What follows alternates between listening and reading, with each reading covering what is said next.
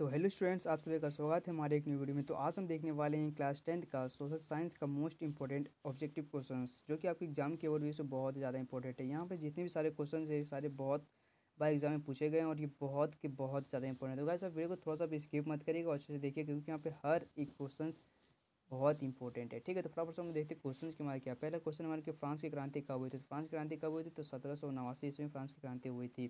तो हमारा question number दूसरा कि सामाजिक उपबंध यानी सोशल कॉन्ट्रैक्ट नामक पुस्तक के लेखक कौन था? तो कौन था? तो रूसो था। ठीक है, उसके बाद क्वेश्चन नंबर देखते हैं कि तीसरा कि यंग इटली सोसाइटी की स्थापना किसने की? तो किसने की? मैजीने, यानी कि इसको आप मैथ्सिनी भी बोल सकते हो। उसके बाद देखते हैं क्वेश्चन नंबर चौथा कि इटली का एकीकरण कब पूरा हुआ? तो इटली का एकीकरण कब पूरा हुआ? ऑप्शन हमारा 1851, 1861 या 1870 या 1881 ईस्वी में। तो यहाँ पे इसका जो हमारा आंसर हो जाएगा बी, यानी कि 1861 ईस्वी में। इसको देखते हैं क्वेश्चन नंबर 5 की शुल्क संघ यानी जोल वेराइन की स्थापना किसकी पहल पर की गई थी? तो प्रसा के पहल पर की गई। तो इसको देते हैं क्वेश्चन नंबर 6 की जालियांवाला बाग हत्याकांड कब हुआ? तो 13 अप्रैल 1919 को हमारा जालियांवाला बाग हत्याकांड हुआ था। तो हम देखते हैं क्वेश्चन नंबर 7 की हिंद स्वराज नामक पुस्तक की रचना किसने की? तो हमारे प्यारे बापू महात्मा गांधी ने किया था। ठीक है, उसके बाद देखते क्वेश्चन नंबर 8 की स्वराज हमारा जन्मसिद्ध अधिकार है और हम इसे लेकर रहेंगे, या किसने कहा था? तो यह किसने कहा था? तो बाल गंगाधर तिलक ने कहा था। उसके बाद क्वेश्चन नंबर 9 है कि ब्रिटिश सरकार ने केसर हिंद की उपाधि से किसे सम्मानित किया गया? तो हमारे प्यारे बापू महात्मा गांधी को। ठीक है, उसके बाद क्वेश्चन नंबर 10 है कि सीमांत गांधी किसे कहा जाता है? तो सीमांत गांधी किसे कहा जाता है? तो ऑप्शन हमारा घ, यानी कि अब्दुल गफ्फर खान को सीमांत गांधी कहा जाता है। उसके बाद देखते हैं क्वेश्चन नंबर 11 की उत्पत्ति के आधार पर संसाधन कितने प्रकार के होते हैं? तो 2 प्रकार के होते हैं, जैव और अजैव। ठीक है, जैव संसाधन और अजैव संसाधन 2 होते हैं। उसके बाद देते हैं क्वेश्चन नंबर 12 की पंजाब में भूमि निम्नीकरण का निम्नलिखित में से मुख्य कारण क्या है? तो मुख्य कारण हमारा अधिक सिंचाई। उसके बाद देते हैं क्वेश्चन नंबर 13 की प्रथम पृथ्वी सम्मेलन का आयोजन किस वर्ष हुआ था? तो ऑप्शन हमारा 1992 ईस्वी, 1997 ईस्वी, 2005 या 2012 ईस्वी। तो इसका हमारा आंसर हो जाएगा, यानी कि 1992 ईस्वी में प्रथम पृथ्वी सम्मेलन का आयोजन हुआ था। तो हम देते हैं क्वेश्चन नंबर 14 की किस राज्य में काली मृदा मुख्य रूप से नहीं पाई जाती है? तो महाराष्ट्र में पाई जाती है, मध्य प्रदेश में पाई जाती है, गुजरात में पाई जाती है, लेकिन राजस्थान में नहीं पाई जाती है। तो इसका हमारा हो जाएगा आंसर। उसके बाद हम देखते हैं क्वेश्चन नंबर 15 की निम्न इनमें से कौन सी टिप्पणी प्राकृतिक वनस्पति जात और प्राणी जात के ह्रास का सही कारण नहीं है? तो क्या सही कारण क्या नहीं है? कृषि प्रसार। ठीक है, कृषि प्रसार सही कारण नहीं है। उसके बाद देखते हैं क्वेश्चन नंबर 16 की बाघ परियोजना की शुरुआत किस वर्ष हुई? तो ऑप्शन हमारा 1972 ईस्वी, 1973 ईस्वी, 1974 ईस्वी या 1975 ईस्वी। तो इसका हमारा आंसर हो जाएगा बी, यानी कि 1973 ईस्वी को बाघ परियोजना की शुरुआत हुई थी। उसके बाद देखते हैं क्वेश्चन नंबर 17 की अंतर्राष्ट्रीय प्राकृतिक संरक्षण और प्राकृतिक संसाधन संरक्षण संघ के द्वारा विभाजन में किस श्रेणी को रखा गया है? तो किस श्रेणी को रखा गया है? संकटग्रस्त जानवर, इसको भी दुर्लभ जातियाँ, इसको भी लुप्त जातियों को भी, और इनमें से सभी। तो इनमें से सभी हमारा इसका आंसर हो जाएगा। उसके बाद देखते हैं क्वेश्चन नंबर 18 की 14वीं शताब्दी में किसने दिल्ली के सिटी फोर्ट क्षेत्र में जल की सप्लाई के लिए हौज खास का निर्माण करवाया था? तो किसने करवाया था? तो अशोक ने करवाया था। उसके बाद देखते हैं क्वेश्चन 19 की निम्नलिखित में कौन सा वाक्य बहुउद्देश्य नदी परियोजना के पक्ष में दिया गया तर्क नहीं है? तो कौन सा तर्क नहीं? ऑप्शन हमारे पहला कि बहुउद्देश्य परियोजना उन क्षेत्रों में जल आती है जहाँ जल की कमी होती है, तो ये तर्क में है ये। उसके बाद बहुउद्देश्य परियोजनाएं जल बहाव को नियंत्रित करके बाढ़ पर काबू पाती हैं, तो ये भी है। उसके बाद हमारा है कि बहुउद्देश्य परियोजनाएं से बृहद स्तर पर विस्थापन होता है और आजीविका खत्म होती है, तो ये नहीं होता है। उसके बाद बहुउद्देश्य परियोजनाएं हमारे उद्योग और घरों को के लिए विद्युत पैदा करती है, तो हाँ करती है। तो इसके कौन से तर्क में नहीं है? तो हमारा इसका हो जाएगा आंसर ग। ठीक है, कि बहुउद्देश्य परियोजनाओं से बृहद स्तर पर विस्थापन होता है और आजीविका खत्म होती है। हम देखते हैं क्वेश्चन नंबर 20 की सरदार सरोवर बांध किस नदी पर बनाया गया है? तो नर्मदा नदी पर बनाया गया। ये बहुत ही ज़्यादा इंपॉर्टेंट क्वेश्चन है। उसके बाद हम देखते हैं क्वेश्चन नंबर 21 की सामान्यतः किसी देश का विकास किस आधार पर निर्धारित करता है? तो प्रति व्यक्ति आय पर भी करता है, औसत साक्षरता दर पर भी करता है, लोगों का स्वास्थ्य स्थिति पर भी करता है, उपरोक्त सभी। तो इसका हमारा आंसर हो जाएगा उपरोक्त सभी। तो हमारे क्वेश्चन नंबर 22 की मान लीजिए किसी देश में 4 परिवार हैं। ठीक है, इनमें से परिवारों की प्रति व्यक्ति आय 5,000 है। ठीक है, लोग अगर 3 परिवार की आय क्रमशः 4,000, 7,000, 3,000, तो चौथे परिवार की आय क्या होगी? तो 6,000 होगी। ठीक है, उसके बाद देखते क्वेश्चन नंबर 23 की मानव विकास रिपोर्ट देशों की तुलना किस आधार पर करती है? तो स्वास्थ्य पर भी करती है, शिक्षा पर भी करती है, प्रति व्यक्ति आय पर भी करती है, तो उपरोक्त सभी हो जाएगा। उसके बाद हम देखते हैं क्वेश्चन नंबर 23 की मानव 23 हो गया। उसके बाद देखते हैं क्वेश्चन नंबर 24 की प्रति वर्ष में पैदा हुए 1,000 जीवित बच्चों में 1 वर्ष की आयु से पहले मर जाने वाले बच्चों की संख्या क्या कहलाती है? तो शिशु मृत्यु दर।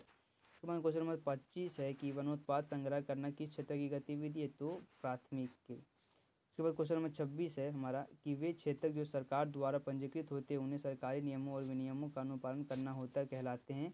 तो ये हमारा हो जाएगा संगठित क्षेत्र। ठीक है, तो सरकारी कामों के लिए अनुलंघित रहेंगे तो उसको सरकारी संगठित बोलेंगे। ठीक है, आपको याद रखना कि स से होता है सरकारी और स से हमारा संगठित। ठीक है, उसके बाद हम देखते हैं क्वेश्चन नंबर 27 की रमेश, सुरेश, नरेश और राकेश 4 भाई हैं। ठीक है, रमेश खेत में काम करता है, सुरेश किसी फैक्ट्री में मजदूरी करता है, नरेश एक शिक्षक और राकेश एक टैक्सी ड्राइवर है। इनमें से किसके कार्य सेवा क्षेत्र के अंतर्गत आता है? तो सेवा कौन कौन दे रहा है? ठीक है, तो रमेश खेत में काम कर रहा है, ये नहीं दे रहा है।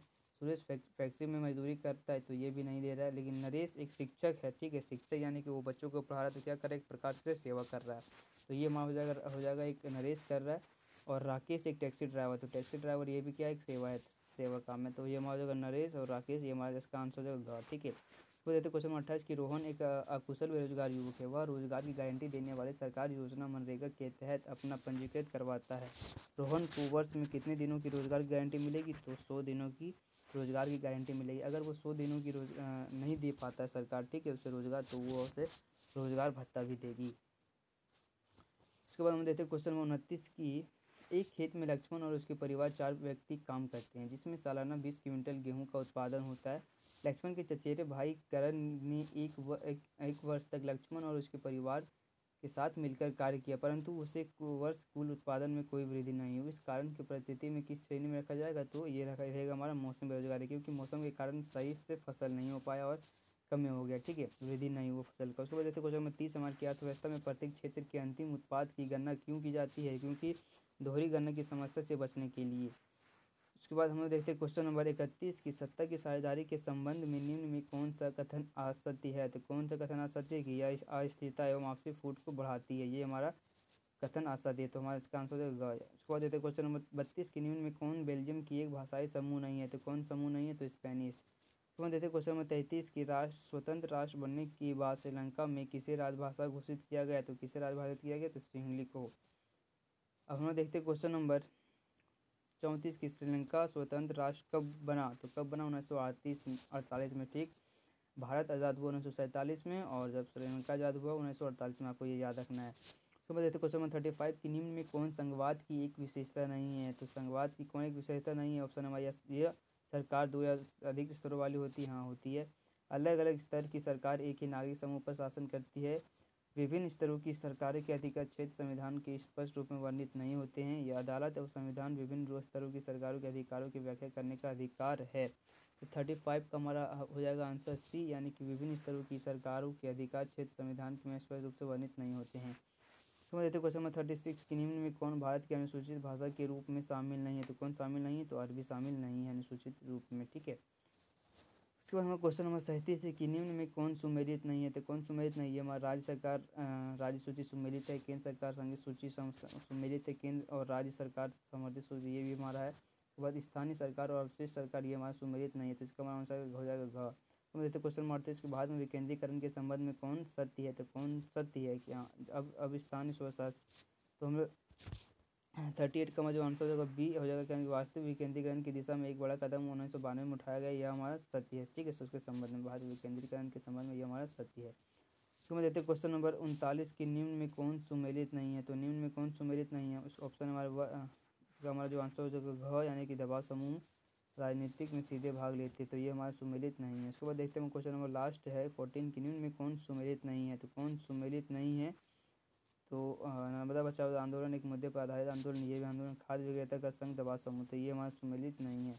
तो गाइस यहाँ पे हमारा 14 ऑब्जेक्टिव फंक्शन कंप्लीट हो गया, जो कि आपके एग्जाम के लिए बहुत ही ज़्यादा इंपॉर्टेंट था। तो आई होप आपके लिए आपको वीडियो अच्छा लगा होगा। तो नेक्स्ट वीडियो में हम लोग वीडियो में देखने वाले और भी सोशल साइंस का इंपॉर्टेंट ऑब्जेक्टिव क्वेश्चन और सब्जेक्टिव क्वेश्चन। ठीक है, अब हमारे अगर हमारे चैनल पर नए तो चैनल को सब्सक्राइब कर लीजिएगा और वीडियो को लाइक कर दीजिएगा। तो मिलते हैं फिर से न्यू वीडियो में, तब तक के लिए जय हिंद दोस्तों।